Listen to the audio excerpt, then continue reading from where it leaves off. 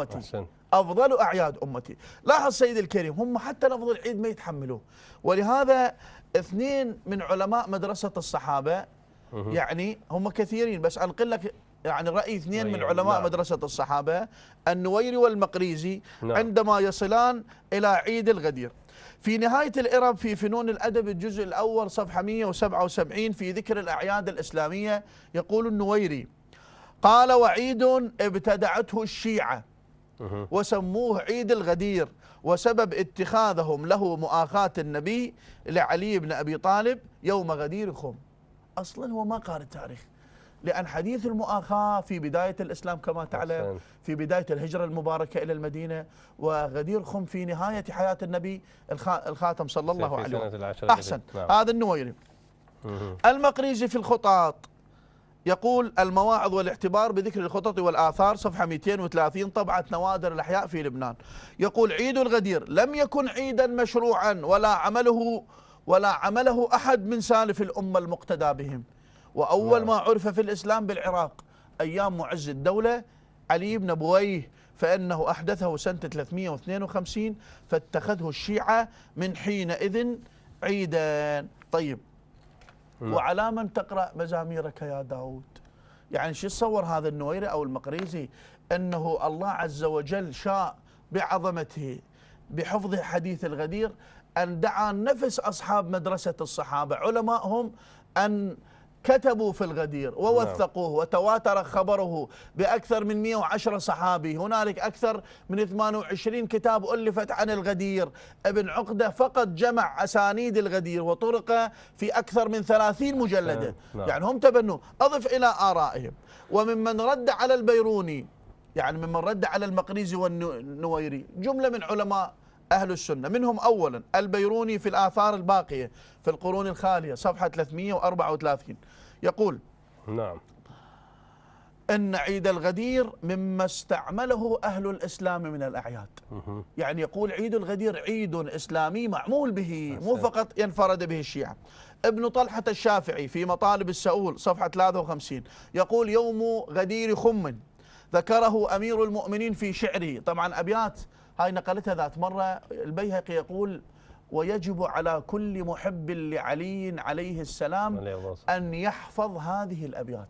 هو يقول بالوجوب، طبعا الوجوب مو فقه تدريبي، بس قضية عقائدية. وهو قول علي عليه السلام: محمد النبي أخي وصنوي، وحمزة سيد الشهداء عمي، وجعفر الذي يمسي ويضحي يطير مع الملائكة ابن أمي، وبنت محمد صلى الله عليه وآله فاطمة سكني وعرسي، منوط لحمها بدمي ولحمي، وسبط أحمد ولداي منها، فأيكم له سهم كسهمي، سبقتكم إلى الإسلام طرا على ما كان من فهمي وعلمي، فأوجب لي ولايته عليكم رسول الله يوم غدير خمي، فويل ثم ويل ثم ويل لمن يلقى الإله غدا بظلمي. وهذه أبيات مستفيضة عن علي سلام الله عليه. يقول ذكره في شعره: وصار ذلك اليوم عيدا وموسما. يقول المسلمين يتعبدون به كعيد وكموسم للاجتماع وللاحتفال.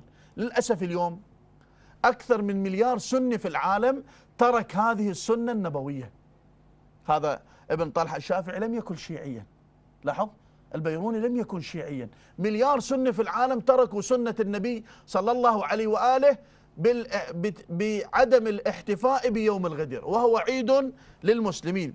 قال: وقد نص عليه النبي بهذه المنزلة العلية وشرفه بها دون الناس كلهم.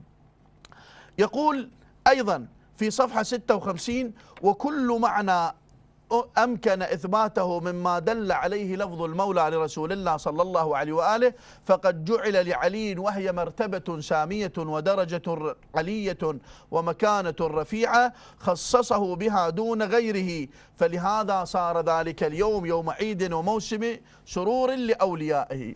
أيضا العلامة ابن خلكان صاحب كتاب وفيات الأعيان تسالم على ذكر هذا اليوم باسم العيد. ليش نقول عيد الغدير أفضل من يوم الغدير؟ قال في ترجمة المستعلي ابن المستنصر من خلفاء بني العباس في الجزء الأول صفحة 60، قال: فبويع في يوم عيد الغدير.